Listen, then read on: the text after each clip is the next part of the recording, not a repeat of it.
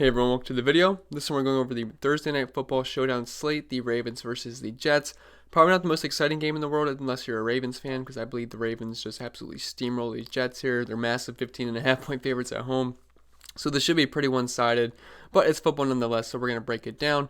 And before we continue, if you guys could leave a like, and if you're new to the channel, please hit that subscribe button. It really helps me out, really appreciate it. You can also follow me on Twitter at ChrisPinell16. And my core plays video is out. It's out 2 days earlier than usual. I had some extra free time this week, so I figured I'd just grind down into the slate. So I did get that video out, so I'd recommend checking that out after you're done watching this. It's one of my favorite videos I put out every single week, because it's pretty much just going over my player pool for the weekend.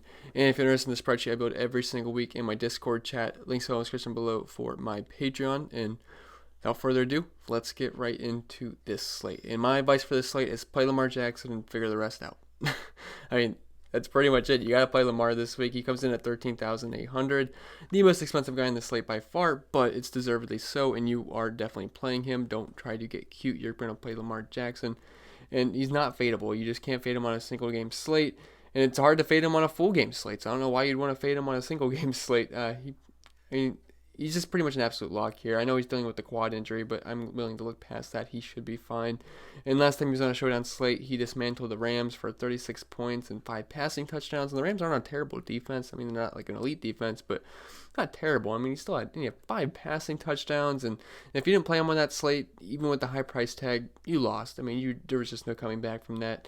And he's averaging double-digit carries per game, about 11, I believe it's like 11.6 or 11.7 rushing attempts per game, 80 rushing yards per game. So his floor is just giving you 2 passing touchdowns to start. I say that every single week I bring up Lamar Jackson, but it's true. He's starting you off with 2 passing touchdowns. No other quarterback is going to be able to give you that kind of floor or ceiling.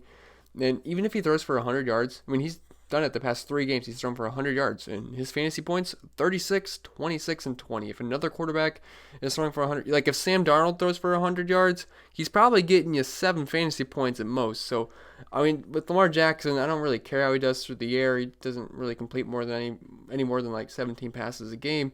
But, what he does on the ground is just absolutely insane. And he's very efficient with his throwing touchdowns, which probably not a sustainable pace. I mean, when you're only completing 15 passes and you throw 5 touchdowns, no, that's not going to happen every single week. But this is just the upside of him. He's just such a nice rushing threat, and I mean, the defense has to respect that, and then he can get open receivers because everyone's worried about him running the ball.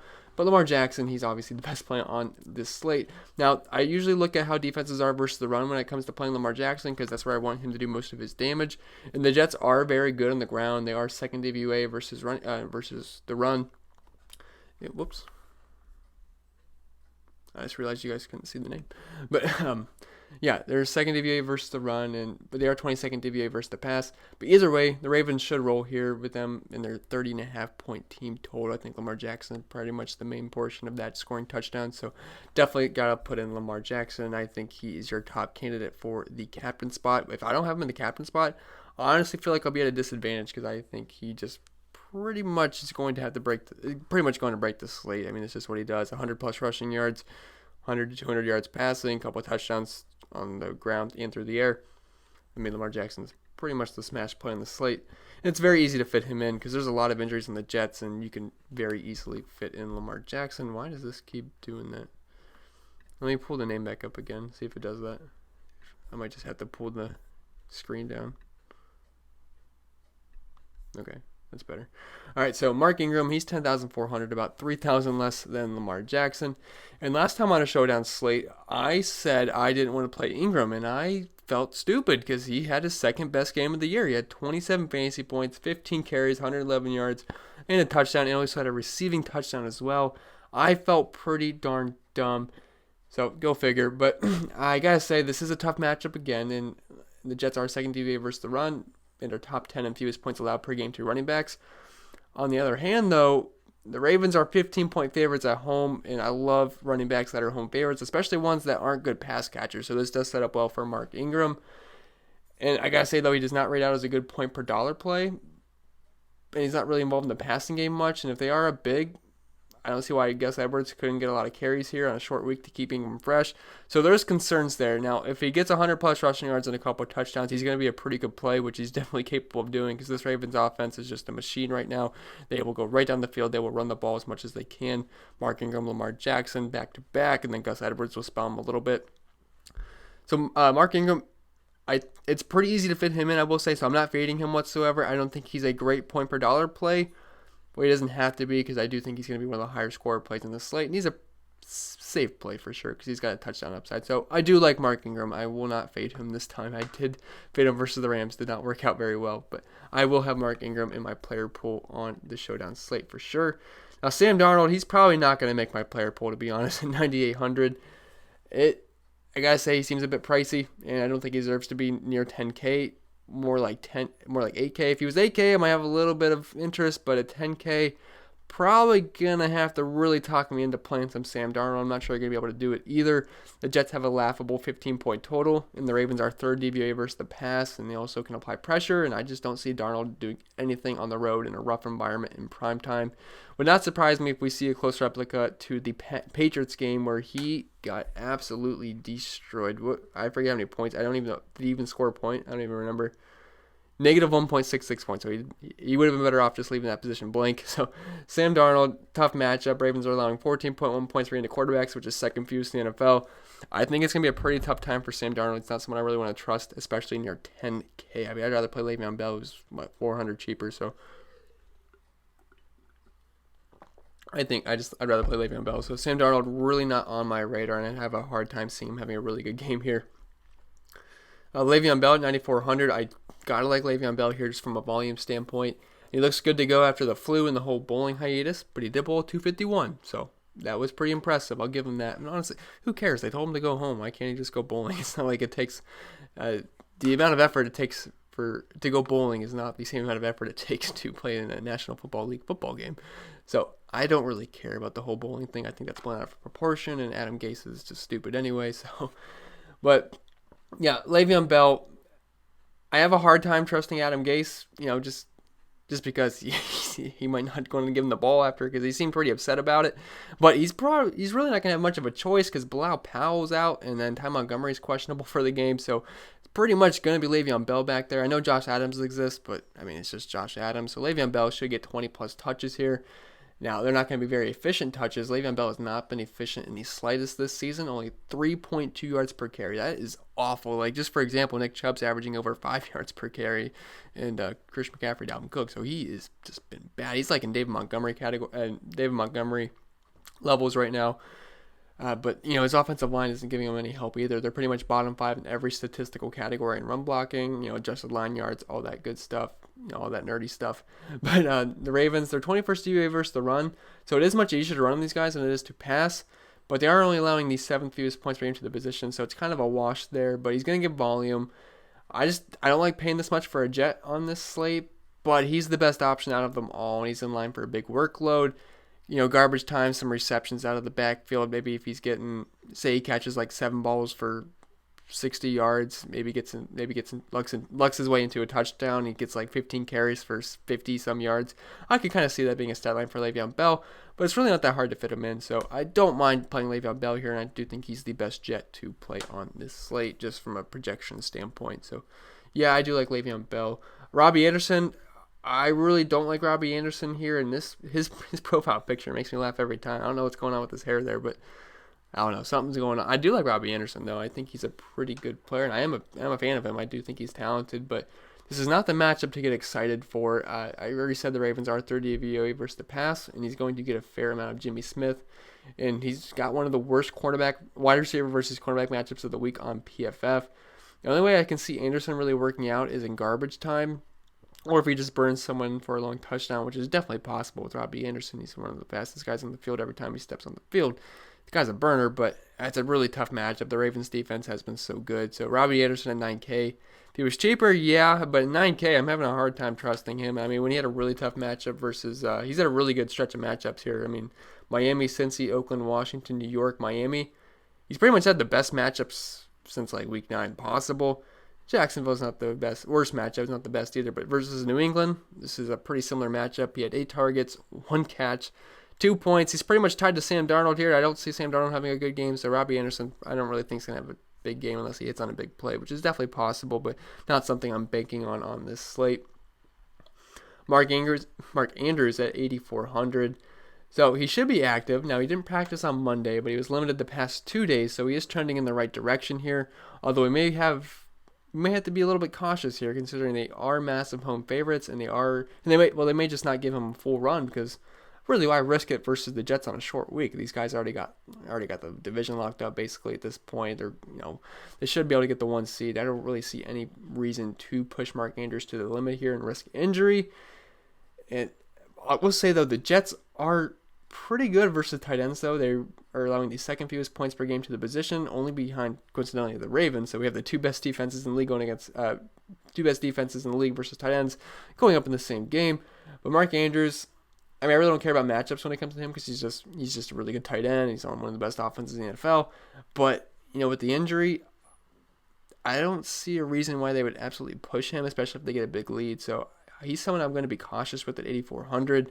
Could he always get into the end zone a couple of times? Yeah, for sure. But I'm not sure if I want to roll out Mark Andrews for 8,400 if he's going to be a little hobbled. So we'll see, though. I don't think he's a bad play. I feel like I'd rather play Hollywood Brown for 200 less. You could play both for sure, but if I had to pick one, I'd probably go with Brown here at 8,200. So let's just talk about him. Now, he's an extremely high ceiling, low floor kind of guy, which may be the kind of guy you want on a showdown slate.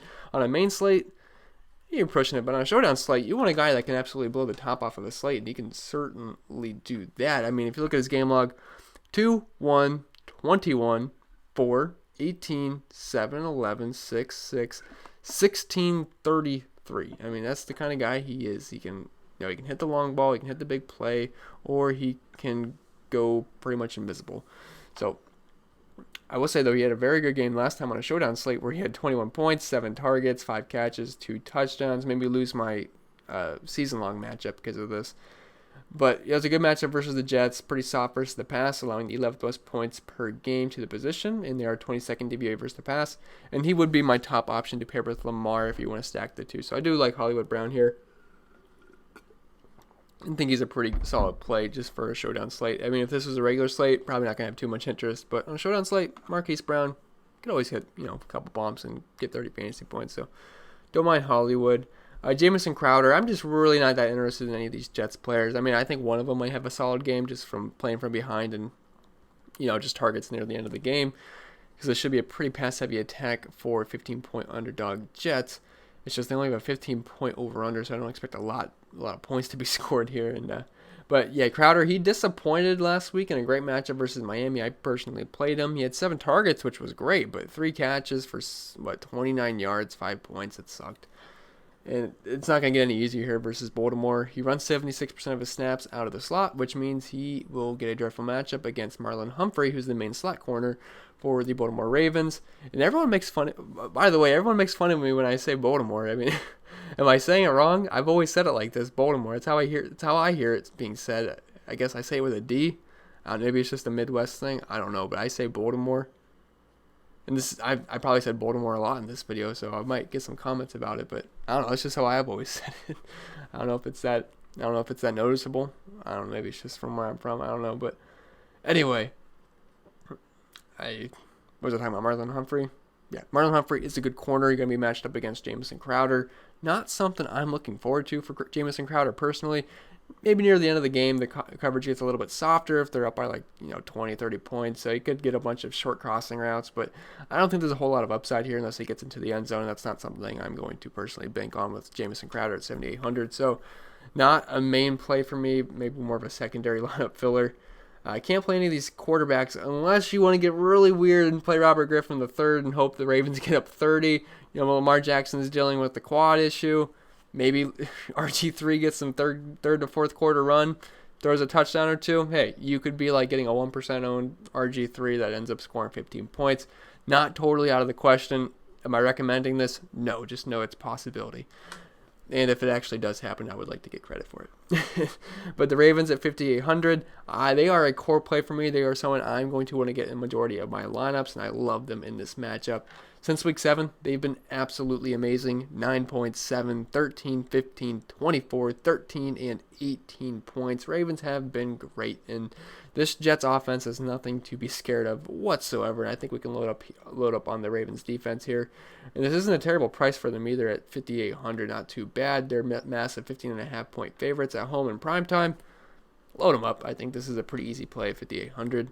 Should be able to get some sacks on Darnold, cause some turnovers, wreak some havoc. Going to feed off that energy from the home crowd. Jamison Thomas is going to miss this game, so again, it's going to open up some more value, which we'll talk about in a little bit. Willie Snead at 5K, he's pretty much touchdown or bust, and 5K is a lot to pay for a guy that's touchdown or bust, and he's not like getting a ton of targets either, and they're not going for very far. I mean, if you look at his longest catch, 7, 12, 7, 10, 7, 8, 0, 10, 23, 50 versus Cleveland, that was garbage time. Then 23, 333 versus Miami. He's touchdown or bust. I mean, if he doesn't score, you're not going to be happy. So just know that's what you're getting at 5K. Not something I can really recommend. I mean, if he was cheaper, sure, but 5K is a little rough. Good matchup, though. Gus Edwards, 4,800. Again, you can only play this guy if under one condition, and that would be if the Ravens blow these guys out of the water. Edwards would get some late carries, which it's definitely possible. We saw it before. He had 14 carries versus the Rams, and then he saw, I believe, versus Miami, he also had 17 carries. So when they're blowing guys out, Gus Edwards can get some running back one kind of carries here. It's risky, but it would be low owned, and there's a chance he could pop off. He's a good running back, too. I do like the guy. I think he's pretty talented, and the Ravens are going to run the ball a lot, so... And, versus Houston, they were blowing Houston out. Ended up ripping off a 63-yard touchdown. So, Gus Edwards, not a core play, but, again, you could play him hoping there's a blowout, and he gets a ton of carries in the second half of the game. Hope maybe they'll keep Mark Ingram fresh, so not the worst play. Nick Boyle at 4,400. I have to assume they priced him up just in case Mark Andrews missed the game. But, again, he is just like Willie Snead. He is touchdown or bust. And I got to say, his profile picture is pretty intimidating. He's got a big neck. He's got a scary-looking face, too. But anyway, he's touchdown or bust. I mean, 9 points, hit a touchdown. Then 1, 1, 4, 11, 13. Nice little stretch of games there. 3, 3, 0, 1. You get a touchdown or bust, basically, 4,400. If Andrews happened to be out somewhere for some reason, Boyle would be a better play. But as of right now, I'm assuming Mark Andrews is going to play. Hayden Hurst, he actually busted off a long touchdown last week, 61-yard touchdown. If Mark Andrews happens to miss this game, I don't think he's going to. Hayden Hurst, 4,200 wouldn't be a terrible play, although it's a tough matchup. But the Ravens or whatever, they're going to roll over these Jets. Justin Tucker, core play for me. I feel like you should probably play him at 4K. I think the Ravens are going to score a boatload of points here. I think he's going to be able to probably get over 3 field goals in this game. Now, the problem is they tend to score a lot of touchdowns, so maybe he only gets some extra points. But 4K, just cheap exposure to the Ravens offense. I think Justin Tucker is a pretty solid play at 4K. Obviously, one of the best kickers in the NFL. Sam Ficken, I honestly feel like the Jets will get so far behind, they might not have to kick field goals. They'll just have to go for it on fourth down a lot. So he's not the best play in the world, but, I mean, they're kickers. If they hit their field goals, they do. If the Jets keep this game close, Sam Ficken, maybe not the worst play in the world, but just find the extra 200 for Justin Tucker. It feels a lot safer. Powell's out. Montgomery's questionable. Jets defense, not going to happen. Ryan Griffin is out. That's going to lead to some more snaps for some other tight ends here. Starting with Daniel Brown. Now, he actually played 87% of the snaps last week, but mainly was just blocking. He had 2 targets, 7 yards, 1 catch. 1.7 points, not a lot to get excited about. Ravens are actually number 1 for fewest points given up to the tight end position, so not a lot of interest in Daniel Brown. Seth Roberts, touchdown or bust. I mean, he had 4 targets last week for 8 yards. Not good. 1 point, 1 point, 6 points, 8 points. He had got his lone target for a touchdown. If he doesn't score, you're not going to be happy, more than likely. Josh Adams, he's going to see some carries considering Powell's out. Montgomery's questionable, but I really don't see it happen leading to too much. Past 2 games, he's had 4 carries, 6 yards both games. Nothing too pretty. So Vincent Smith, I think he's not a bad play here, to be honest. 600 and no Demaryius Thomas or Ryan Griffin, so I actually got some pump plays for the Jets here, and Smith has had 3 targets the past 2 weeks. Also was a little bit involved versus Oakland, where he had 1 target, 1 catch as well, and he's got some big play upside. For his career, he's averaging 16 yards per catch, so it's not too bad. 3 points, 4 points, 4 points the past 3 weeks. Then no Demaryius Thomas, no Ryan Griffin. Hey, if you give me 5 targets and I think there's going to be a pass-heavy attack for the Jets, not the worst play at 600. So if he hits it on a big play, hey, 600, you're going to open up my lineup, and I just need you to not get a goose. So don't mind Vincent Smith whatsoever. Actually, I think he's a pretty solid play.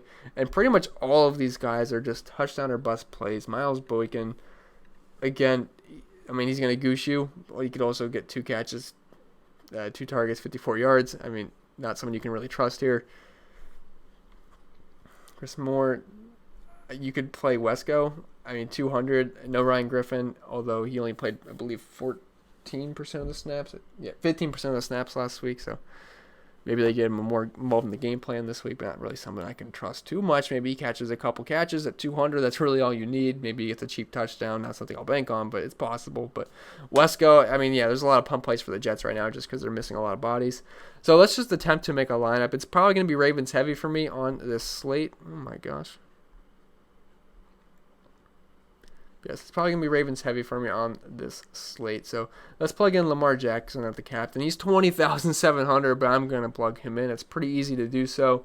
And then let's find some value plays just to see what we'll get at the end. I like the Ravens defense. I like Justin Tucker quite a bit.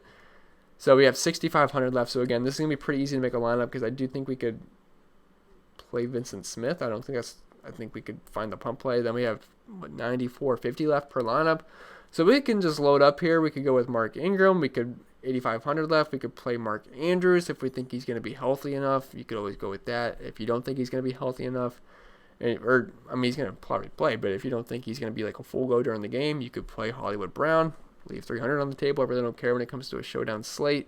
If you don't want to punt all the way with Vincent Smith, we could make a more balanced lineup. So let's say we want to go with Ingram, Bell, Ravens defense. Well, shoot. I think we're leading to a punt play again. Well, let's just see how it is with Bell. So, well, first let's plug in Vincent Smith because I am liking Vincent Smith a little bit. 3,100. Not loving really our options here. Maybe we'll have to drop down Bell a little bit if we want this more balanced lineup. So probably won't play Ingram then if we want a more balanced lineup. So maybe we go with Bell, run that back, and then we could get Justin Tucker. 5K left. That's not too bad. Then we could roll with Hollywood Brown. 1,900 left. So well, don't really love that lineup. But I'm probably going to use one of these pump plays, to be honest, because I just like the lineup build better. Maybe if we drop Le'Veon Bell, we could go with... Well, to be honest, I'm not liking the lineup builder going balanced. I kind of like using one of these pump plays because I just like getting the top-heavy guys because I don't love a lot of these mid-range plays. They're all pretty gross. So, but anyway, yeah, I like Lamar Jackson in the captain spot. Then I like Tucker. I like the Ravens defense. And then you can play around from there. Again, just take this lineup and put it in all your contests because I just made this up on the fly. I have no idea how it's going to perform. But anyway, guys, I'm going to leave you guys with that. I hope this video was helpful. If it was, remember to leave a like. If you're new to the channel, hit that subscribe button. Really helps me out. Really appreciate it. You can also follow me on Twitter at ChrisPennell16 and play Lamar Jackson. That's pretty much all I got to say. I know top tier advice. Just do it.